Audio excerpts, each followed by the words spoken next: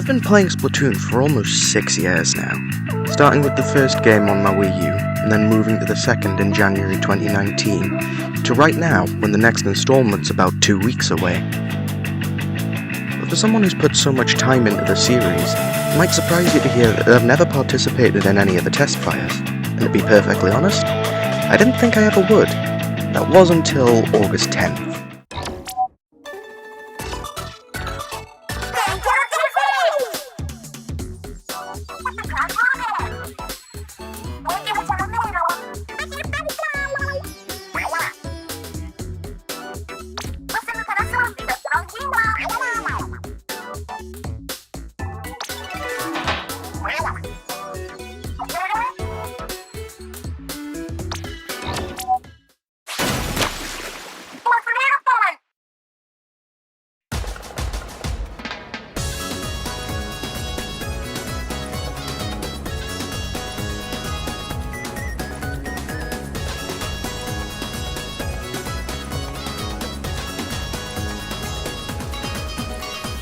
The Splatoon 3 Direct showed off many new details about the upcoming entry, and people have spent hours combing through it for every tiny little bit of information, but right at the end of the presentation, they announced it. I was absolutely ecstatic. I'd get to experience the game early and finally be here with the other fans to get a first taste of what was to come in 2 weeks' time.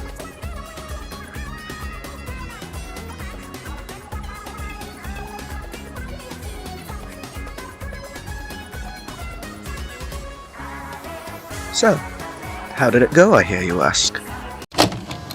Haha, not so fast, eager McBeaver. First, I've got to explain what it was like to open the game on the 25th. I woke up at 5 AM, earlier than normal, specifically to see if I could load up the game, and amazingly I could. The Splatlands faded into view, like the trailers I had seen 18 months ago in February of last year, and it brought up the customization menu.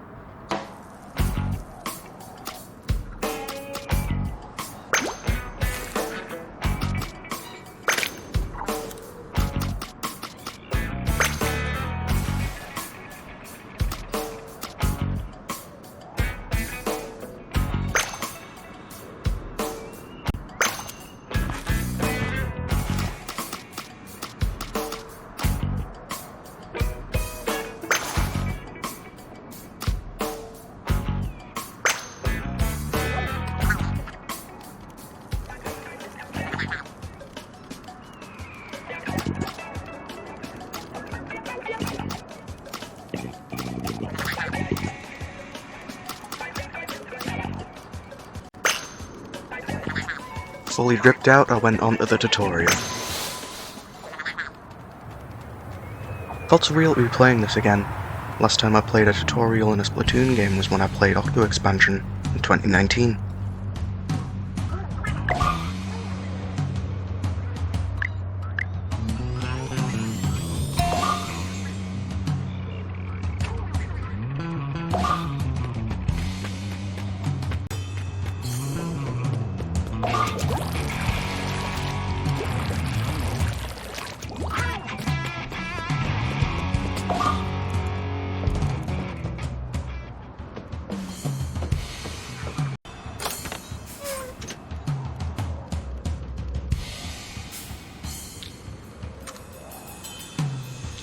With my bearings gained, I crushed the new tutorial.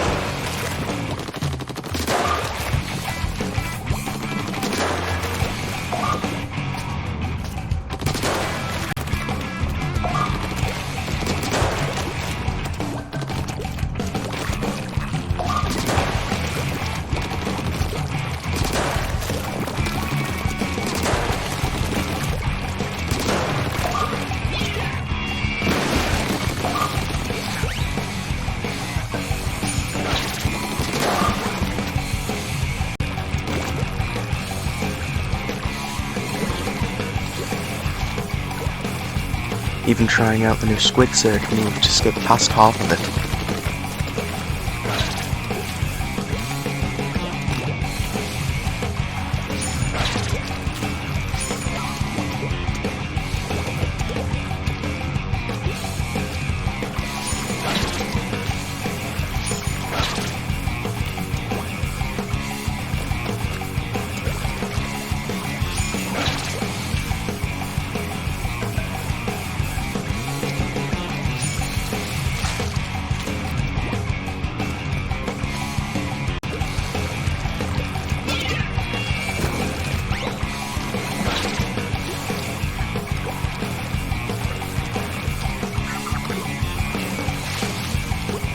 And then it was onto the train towards Splatsville.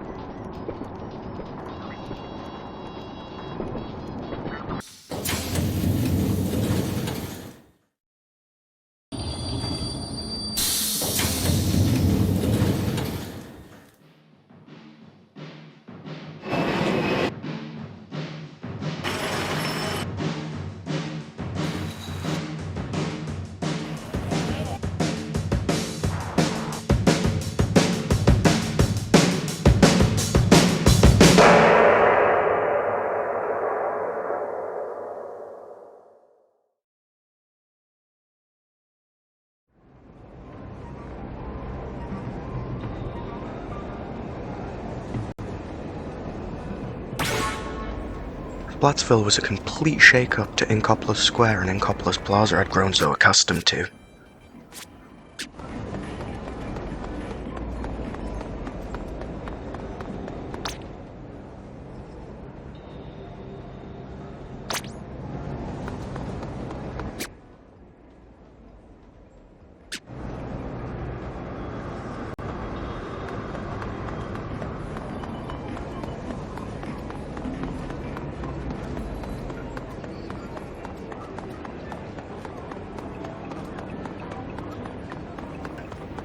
I had around 48 hours to explore Splatsville to my heart's content.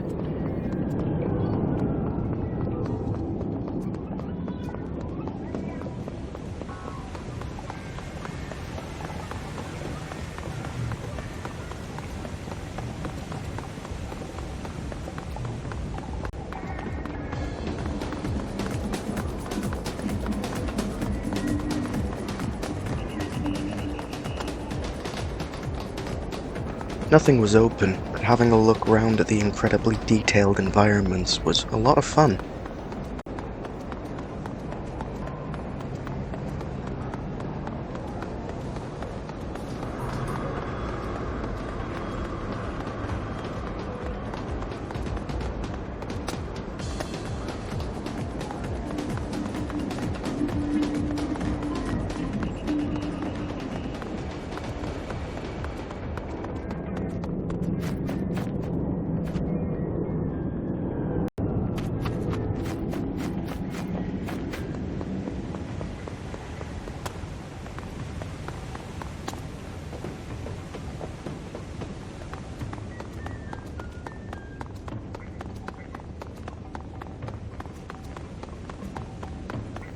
I had a look at the shops that I couldn't go into, Grisco, the Shoal, and even a look at the 3 new idols.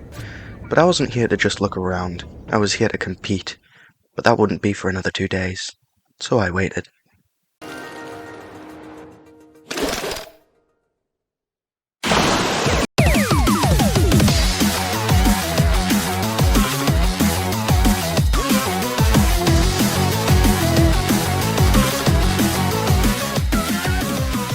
The Splatfest started at 9 o'clock, and it really sank into me that I'd be playing it for the next 12 hours straight.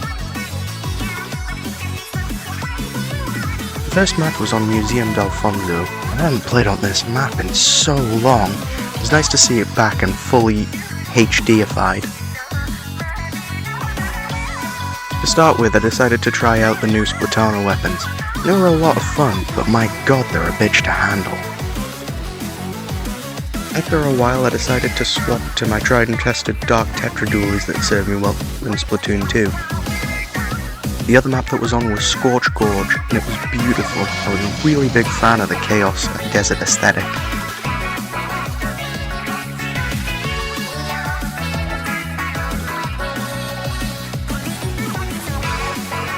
Unfortunately, due to the region locking of the Splatfest, I wasn't able to play with some of my friends, so I had to go into all my matches with randoms.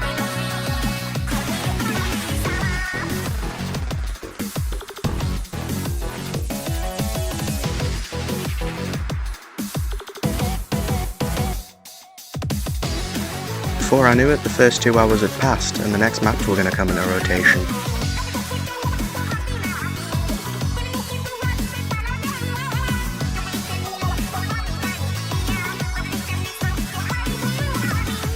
The next 2 maps were Mincemeat Metalworks and Mahi Mahi Resort, and I hadn't played on Mahi Mahi Resort in years either. Really enjoyed coming back to these old Splatoon 1 maps.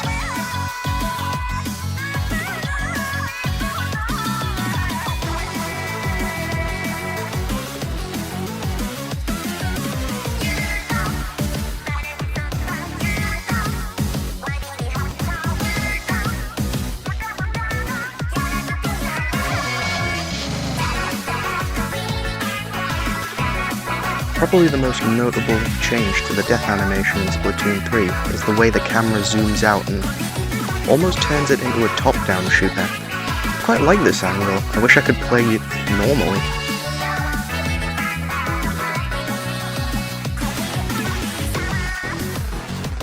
The Reef Slider special was so much fun to use. It was like a horizontal splashdown, and it was really useful actually. I also like the addition of the wipeout text when you kill all 4 members of the opposing team, or all 4 of your teammates get splattered. It adds a layer of frustration when it happens to you, and glory when you do it to someone else.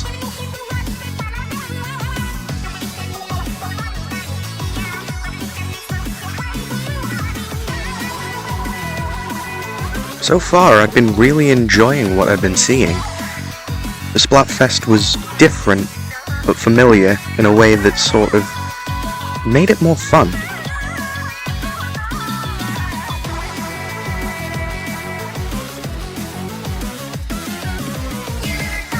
Soon enough, the next rotation was in. The next 2 maps were Undertow Spillway and Eeltail Alley, 2 brand new maps for us to experience for the first time.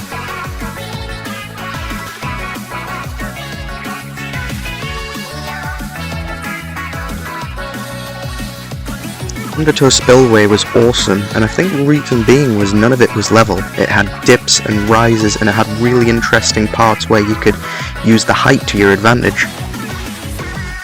Eeltail Alleyway was simple, but effective. It gave a really nice central spot for fights to happen. I don't know how I've got this far into the video without gushing over the soundtrack. It was amazing. The new idle rendition of Now or Never is also quite a banger. Oh, the track you're hearing in the background right now is probably my favourite. Yo! Ah!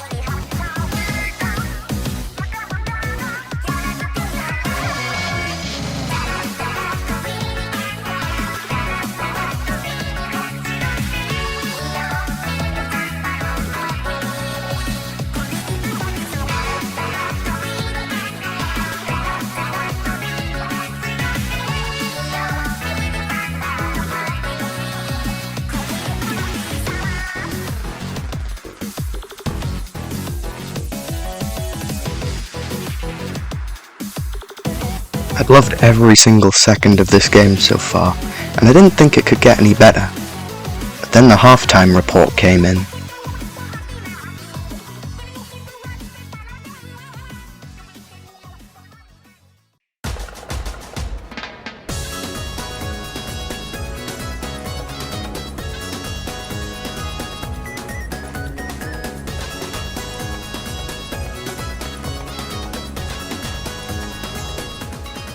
Halftime in Europe, Scissors was winning, which was amazing because it means we got access to the tricolour battles.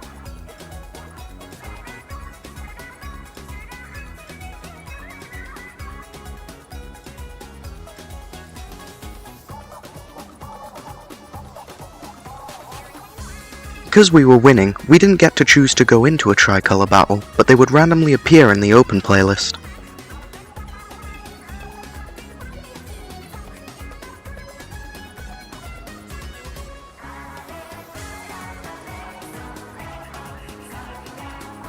Tricolour battles were strange. It was a 4v2v2, where the two teams of two, try saying that 10 times fast, were vying for a thing called the ultra signal.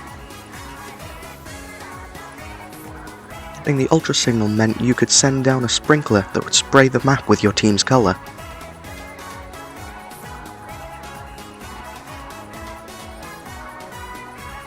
This would give you a massive advantage over the team of 4.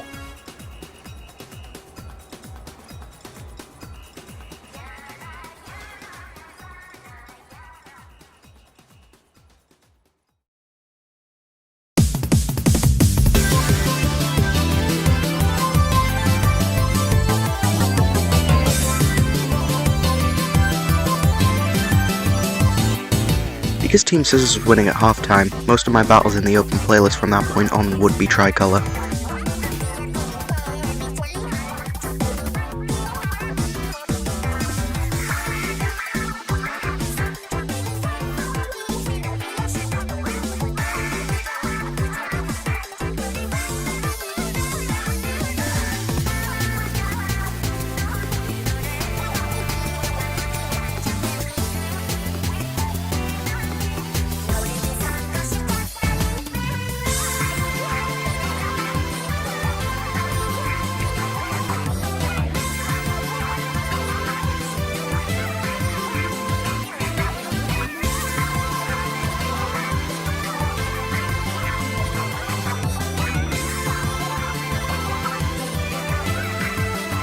Part of me didn't mind, the other part of me was annoyed that I'd lose out on 10x and 100x battles in open, and had to only do them in pro.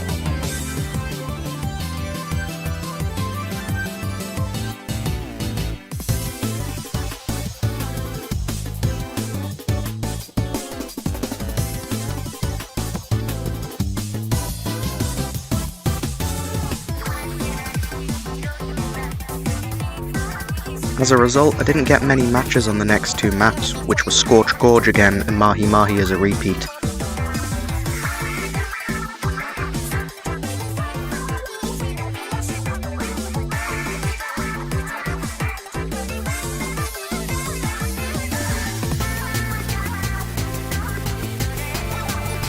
I think the most irritating thing about the tricolour battles is that they all took place on the same map, Sturgeon Shipyard.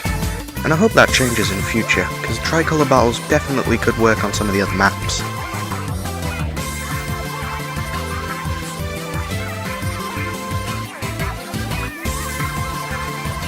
Still, I enjoyed the tricolour battles. They were an interesting dynamic between two working together underpowered teams, and one bigger one.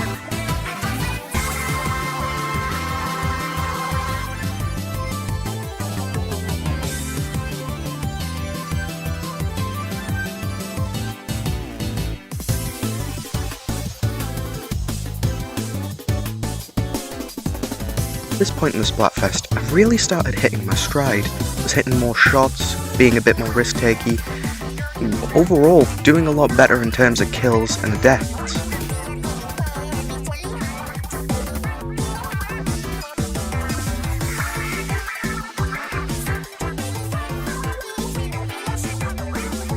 It was really interesting to see my strategy on how I'd take down certain opponents change with how my understanding the weapons did.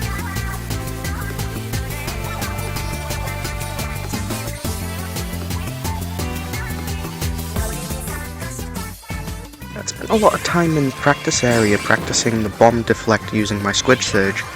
It was difficult to get the timing down, but it's incredibly powerful. You can jump backwards over a bomb and survive if you time it well.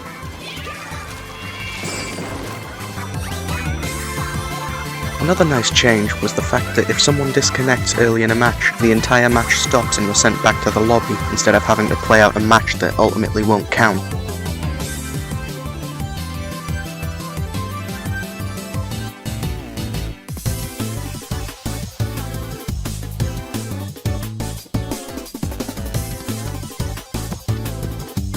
From this point on really, I don't have much more to say because there weren't any new maps, and I just spent the rest of my time in pro mode to avoid the tricolour battles.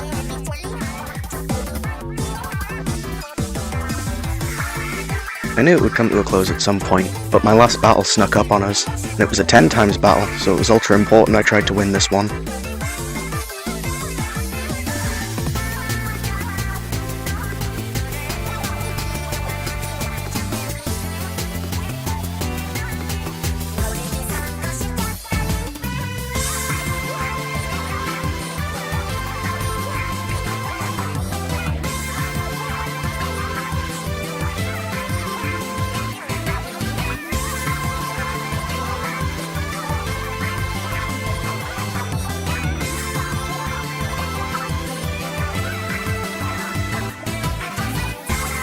And I did. I managed to get to the end of this 10 times battle winning by quite a decent margin. But that was it.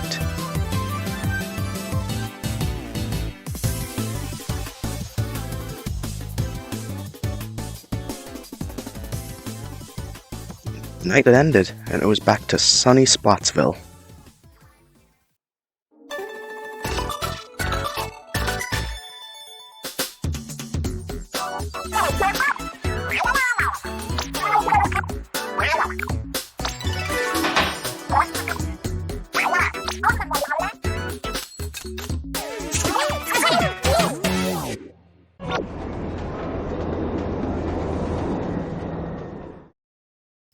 By the end of the Splatfest, I had a final Open Clout score of 283,017 and a final Clout Pro score of 120,272. My final rank? Scissor Ruler +7.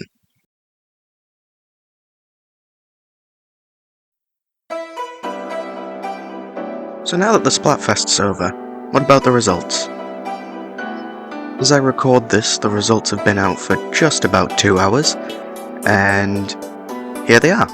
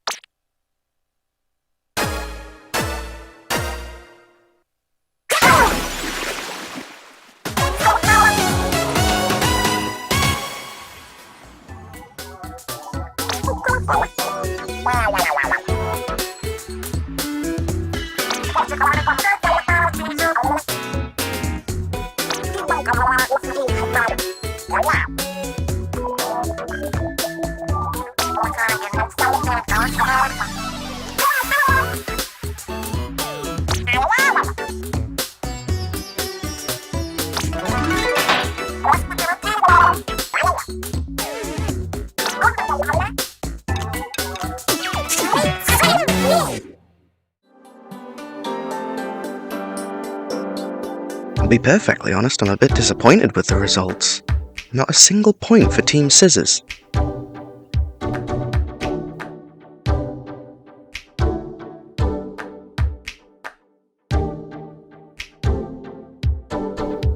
I think the problem was that because we were always doing tricolour battles, we got no 10 times or 100 times battles in the pro mode. We were at first at half time, and we just tanked.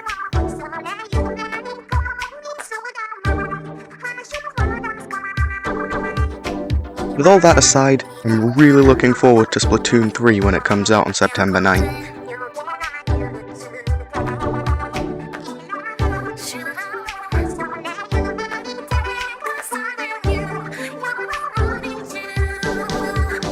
Thanks for watching, and I hope I see you there.